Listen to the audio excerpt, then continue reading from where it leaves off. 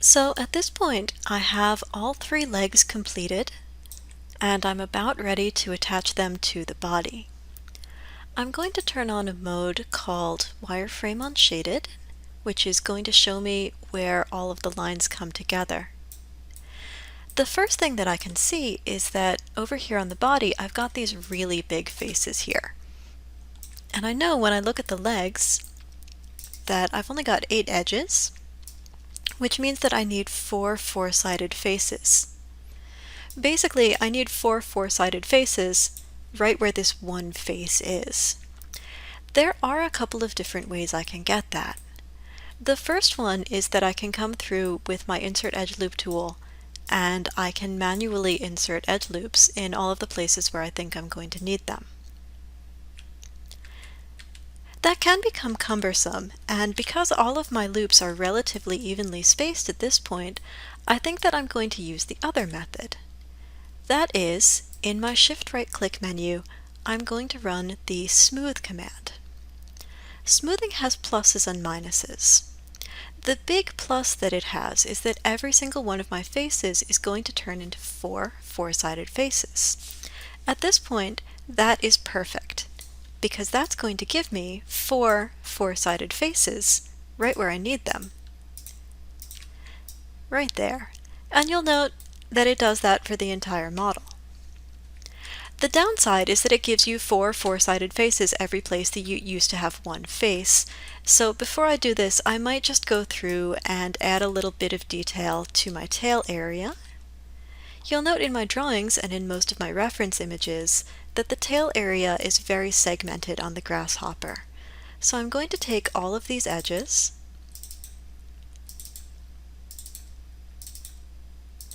every single one of them, even that one, probably right up to about there, and now I'm going to bevel. I'll do the same bevel I've always done. I will put in 2 segments, and that's going to give me an edge that will allow me to come in and develop that segmented look. It's going to be easier for me to do this before I smooth than after, because after I'm going to have a lot more edges in this section.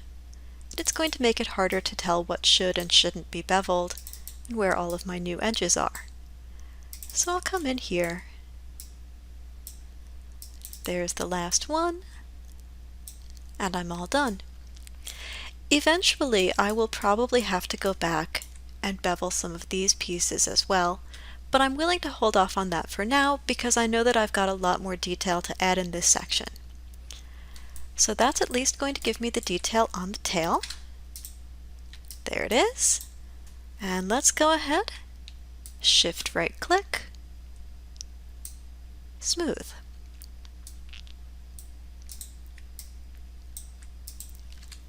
So now, as I mentioned earlier, I can take 4 four-sided faces, like these 4 right here,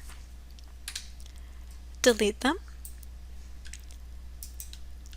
select both the body and the leg in object mode, Shift right click, combine, and now in edge mode, select the one side, Shift select the other, those are double clicks, and now in Shift right click, I can bridge. I might add a division. I will eventually add more divisions so that I can create some segmentation here, but 1 is going to be good enough for now. When I look at both the middle and the back legs, I can see that they are kind of poking through the body. I've got a little interlacing going on. The middle leg, I'm going to cheat and just move out a touch. And now I can take this top edge here. We'll do some soft select, maybe a little bit more. Pull that out, maybe move it down, and I might even scale this just to make it easier to fit in. It's okay to make changes that make your life easier, sometimes. Sometimes it's good to suffer. That looks pretty good.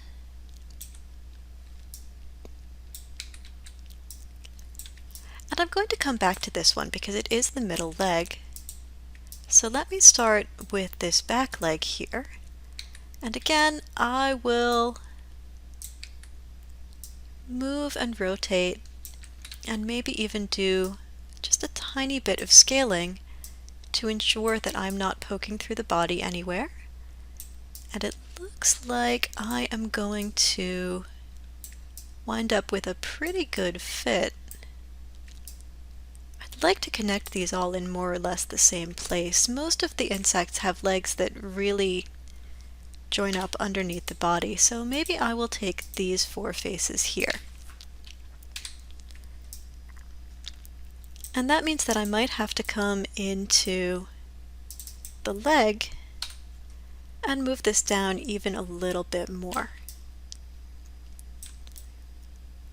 Once I think they're relatively well lined up, again, I can shift select both objects, combine, and then in edge mode, double click both sides and bridge between. Again, I might put in a division, I might not. That looks pretty okay there. Pretty decent. And that leaves me with the problem of this middle leg, which you'll see is really coming in to just about here. That is, of course, not enough faces. I need 4 four-sided faces in a window pane configuration, so these 2 are not going to cut it. That's going to give me an extra 2 edges. This middle leg is always tricky. It's always going to be tricky, and I'm going to find a way around it, but I might have to be a little bit creative. Maybe instead of connecting it so far forward, it's just going to be easier for me to connect it a little bit backwards. That will give me 4 four-sided faces in a window pane.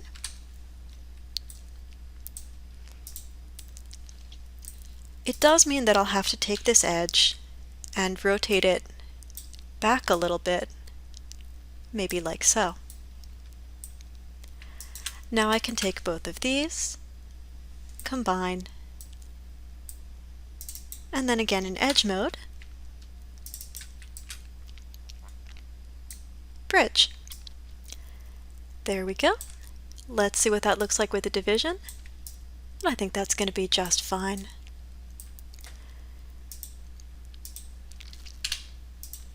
Let's turn off wireframe unshaded. That looks okay, maybe a little bit loose though. So I might come in and in edge mode, start taking some of these edges like this one and giving it a little bevel.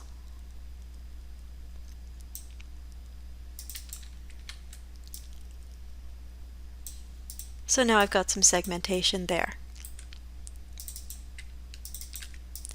I'll do the same thing here.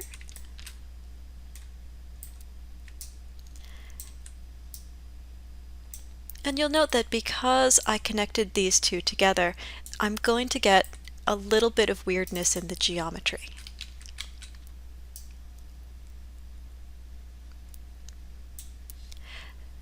To be truly accurate, I would probably have to come through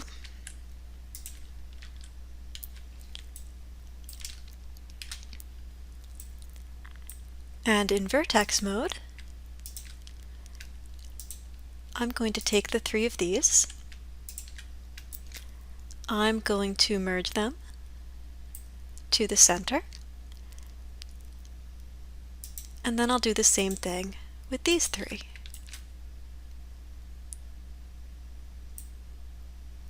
That's going to give me slightly cleaner edge flow, just make my model a little easier to work with. Here's the last one. I'll take this loop, that's going to be the easiest one to bevel.